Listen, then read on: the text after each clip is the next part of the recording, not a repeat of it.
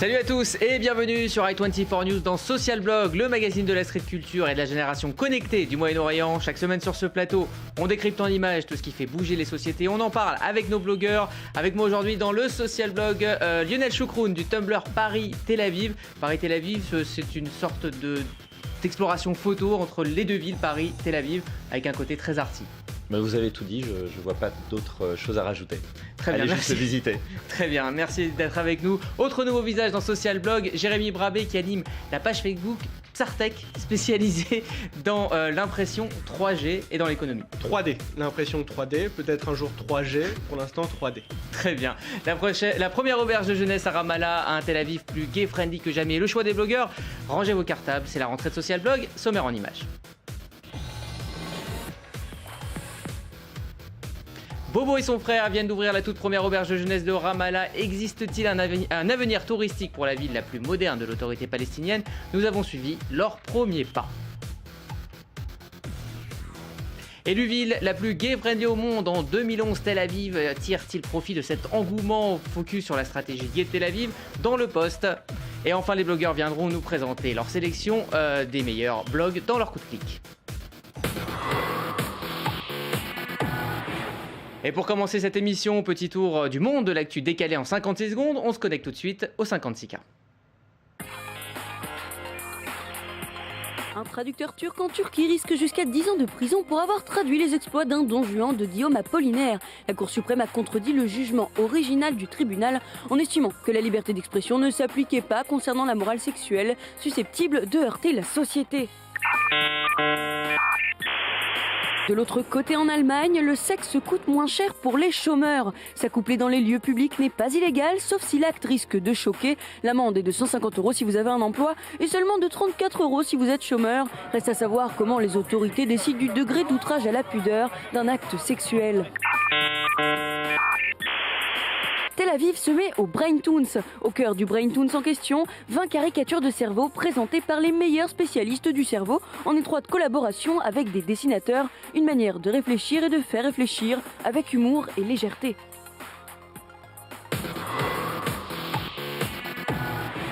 Lionel, votre choix parmi ces trois infos? Moi j'aime bien le Brain Toons, je trouve que c'est assez sympathique de mélanger les sciences et puis la bande dessinée, le dessin, je trouve ça sympathique. Très bien. Jérémy? Moi je suis un petit peu surpris par la Turquie, j'ai eu l'occasion d'y voyager un petit peu.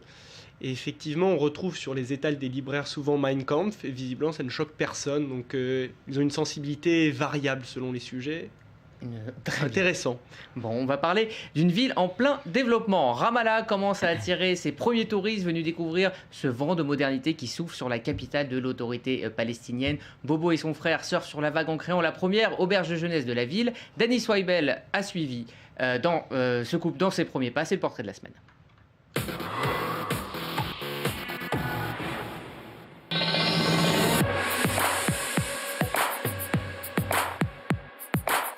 Quand à première vue, on pense au territoire, généralement, on pense à ça. Ou aussi à ça. Bobo et son frère s'occupent du petit-déj, prennent soin de leur hôte et leur donnent des conseils de visite pour la journée. Aucun doute, nous sommes bien dans une auberge de jeunesse. Sauf que cette auberge de jeunesse est la toute première ouverte à Ramallah.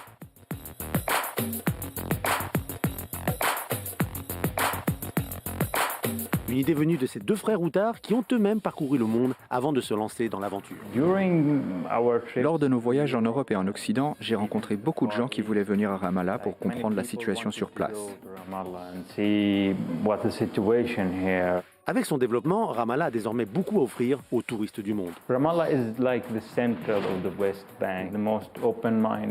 est une place centrale en Cisjordanie. Les gens les plus ouverts d'esprit sont ici. La vie nocturne est incroyable. L'héritage est très riche, vous pouvez voir beaucoup de choses, la nourriture est excellente, tout cela fait de Ramallah un endroit vraiment sympa à visiter.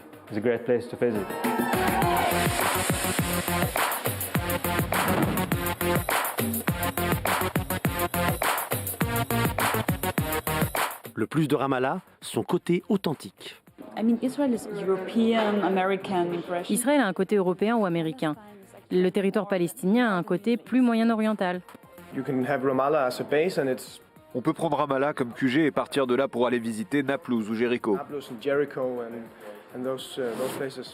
Ramallah est pour autant loin d'être un haut lieu touristique et les facteurs sont divers. Je ne suis pas surpris qu'il y ait peu de touristes ici, principalement parce que quand les gens pensent à la région, ils la considèrent comme une zone de guerre. Les gens ont plein de questions. Ils nous demandent s'ils sont en sécurité, s'ils peuvent voyager de nuit, si on sort le soir et si on peut boire de l'alcool dans la rue.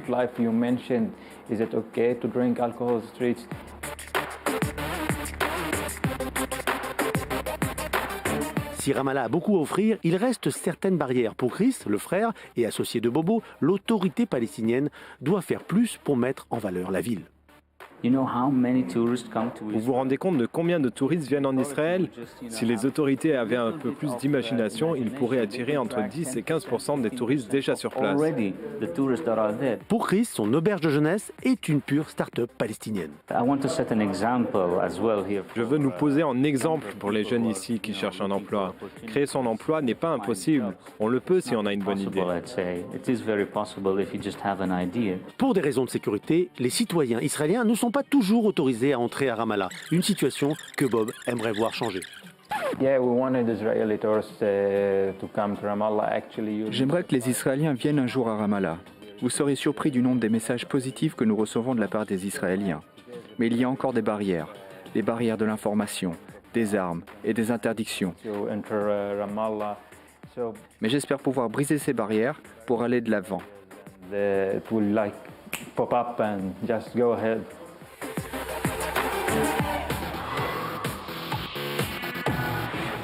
Lionel, vous êtes allé plusieurs fois à Ramallah. Est-ce que pour vous, cet esprit de liberté, ça représente vraiment l'esprit de la ville ou c'est réservé à une certaine élite underground qui a beaucoup voyagé ? Alors c'est vrai que je suis allé plusieurs fois à Ramallah et c'est vrai qu'on voit d'abord émerger une espèce de classe moyenne ou de bourgeoisie qui peut profiter de ce que l'on voit dans ce reportage, mais ce n'est que la partie émergée de l'iceberg et encore extrêmement infime par rapport à ce qu'est la réalité de Ramallah et de ce que j'ai vu à Ramallah. C'est pas encore le nouveau Beyrouth ou le nouveau Tel Aviv, c'est encore naissant. On en est encore effectivement très loin, je crois. Oui. Jérémy, est-ce qu'il y a un esprit start-up à Ramallah ? Alors, ça dépend de quelle start-up on parle. Si on parle de cette start-up-là, visiblement ça démarre. Si on parle de high-tech, oui, il y a déjà des entreprises high-tech qui sont présentes en Israël, soit internationales, soit israéliennes, qui travaillent avec des entreprises dans les territoires. Est-ce que le développement économique est réel ou est-ce que, comme le disent certains, il est sous perfusion d'une aide internationale ou est-ce qu'il y a un vrai dynamisme ? C'est bien difficile à dire. Il y a beaucoup de considérations politiques qui entrent en ligne de mire. Maintenant, il est probable que si les aides s'arrêtaient demain, il y aurait une véritable crise dans les territoires palestiniens. Donc c'est un tout, en fait. C'est un tout. Oui, mais effectivement, les initiatives comme ça sont bienvenues pour atteindre une indépendance économique. Alors, on voit donc des routards visiter la région. Lionel, qui sont pour vous ces gens qui viennent découvrir les territoires palestiniens, Ramallah, Israël, qui font les deux ou qui vont dans ces villes où on n'a pas forcément l'habitude d'aller ? Je crois qu'il y a d'abord des touristes qui ont envie de découvrir la région parce qu'elle est belle, elle est attirante et on a envie de la découvrir dans sa diversité. Et puis je pense qu'il y a aussi des touristes qui ont envie de voir de manière très concrète qu'est-ce que c'est que Ramallah, qu'est-ce que c'est que cette situation dans les territoires palestiniens, qui ont envie de se rendre compte par eux-mêmes et puis en profiter parce que on l'a vu dans le reportage, on peut manger, boire, aller dans les restaurants, les cafés, etc. Et on peut rencontrer des Palestiniens et ils se rendent compte aussi dans cet échange de la réalité. Les Israéliens eux-mêmes, est-ce qu'il en parle dans le reportage, il aimerait les voir venir un jour. Est-ce que vous avez ce ressenti de vos amis israéliens qui ont envie peut-être d'aller ailleurs dans la région que simplement en Israël ? Ah oui, c'est absolument certain. La plupart de mes amis israéliens rêvent d'une chose, c'est d'aller dans la sœur jumelle de Tel Aviv qui est Beyrouth. On en a parlé tout à l'heure. Et puis effectivement d'aller à 30, 40, 50 kilomètres de chez eux, c'est-à-dire à Ramallah et aller voir leurs voisins. Peut-être. Très bien. Chaque année, Tel Aviv attire justement de plus en plus de touristes gays venus découvrir cette bulle de tolérance où la tolérance est donc une institution. La Gay Pride, quant à elle, est un véritable événement, vitrine de la ville. Derrière ce succès se cache une stratégie bien pensée. On fait le point avec Léa Robineau pour le post mise en image par Raphaël Cohen. Quand un guide de voyage chinois déclare que Tel Aviv est en Xinjiang Chintang, c'est-à-dire le paradis des gays, on peut se dire que la réputation de la ville qui ne dort jamais a fait le tour du monde. Mais alors, quels sont les ingrédients qui font de Tel Aviv le lieu de villégiature préféré des gays de Chine? Et d'ailleurs, élue avec 43% des votes, ville la plus gaie du monde en 2011 par une compagnie aérienne, loin devant New York, Tel Aviv a la particularité de ne pas avoir de quartier homosexuel, tellement la gay vibe flotte dans l'air. Plage, vie nocturne, hôtel et salles de sport gay-friendly, la ville attire chaque année des dizaines de milliers de touristes. Ce que l'on sait moins, c'est que derrière cet Eldorado se cache une stratégie marketing bien ficelée, la Tel Aviv Gay Vibe, littéralement Tel Aviv Ambiance Gay, c'est le nom donné à la campagne touristique menée par la municipalité.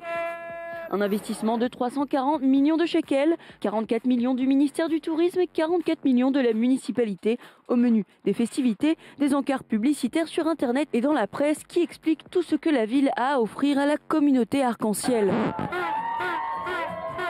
Alors, Tel Aviv ambiance gay, oui, mais pourquoi? Peut-être pour associer la ville aux notions de créativité et de tolérance, ou pour faire sa place au sein des grandes villes multiculturelles. La semaine de la Gay Pride est quant à elle un événement qui dépasse largement la communauté homosexuelle. Pendant une semaine en juin, les drapeaux du pays et les passages cloutés deviennent multicolores, et la ville accueille de nombreux touristes venus vivre une des marches de la fierté les plus célèbres. Poussant la stratégie jusqu'au bout, Israël a même mandaté des gays ambassadeurs à travers la planète, histoire de montrer au monde un côté méconnu de la société israélienne, sa sacro-sainte tolérance. Économique ou politique, la stratégie gay de Tel Aviv a surtout le don de s'opposer plus que jamais à sa sœur ennemie, Jérusalem, où cette communauté ne voit pas forcément la vie en arc-en-ciel. Beaucoup de questions dans ce sujet. Est-ce que l'ambiance gay de Tel Aviv, Lionel, elle est authentique ou est-ce qu'elle est purement artificielle, fabriquée?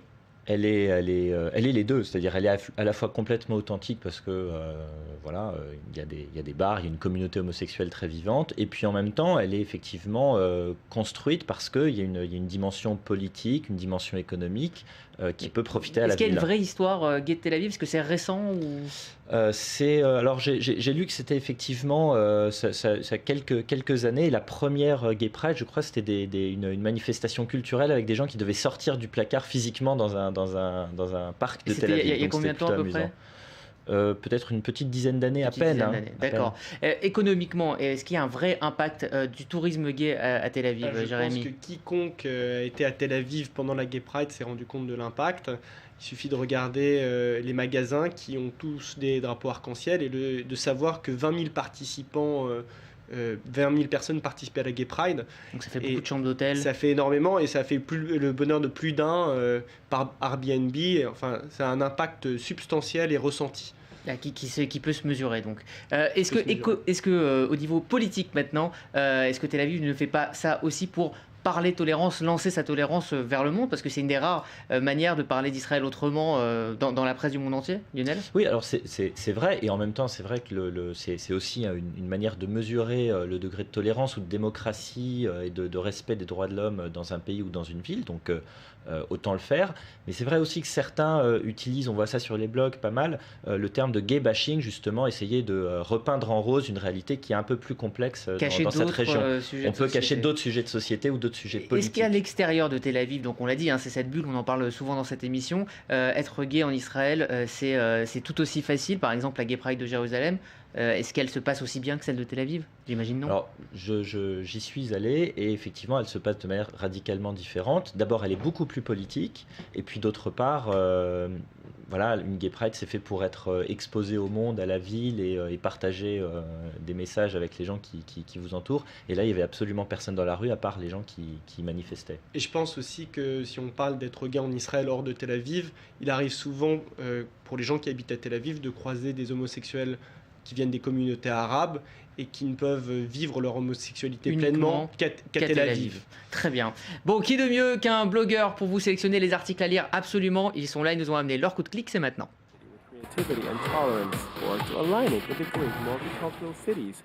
Avec votre choix, Lionel. J'ai choisi Gblog, qui est un blog de personnes qui sont un peu des têtes chercheuses dans le secteur de la culture en France et à l'international. Un blog francophone. Une très bonne référence pour aller chercher des choses, des petites pépites. Très bien. Côté Jérémy, quel est votre Moi, j'ai choisi sélection? un site, un blog qui permet de placer les startups israéliennes sur une carte.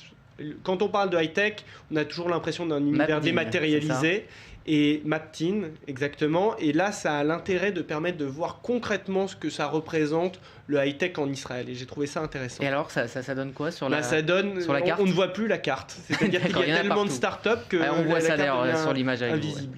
Très bien, merci à tous les deux. C'est la fin de ce magazine. Les liens de Lionel et Jérémy, leur blog, les coulisses de l'émission, tout ça, c'est sur la page de Social Blog. On se retrouve la semaine prochaine, même heure, pour continuer à découvrir la nouvelle génération du Moyen-Orient. Et d'ici là, restez connectés.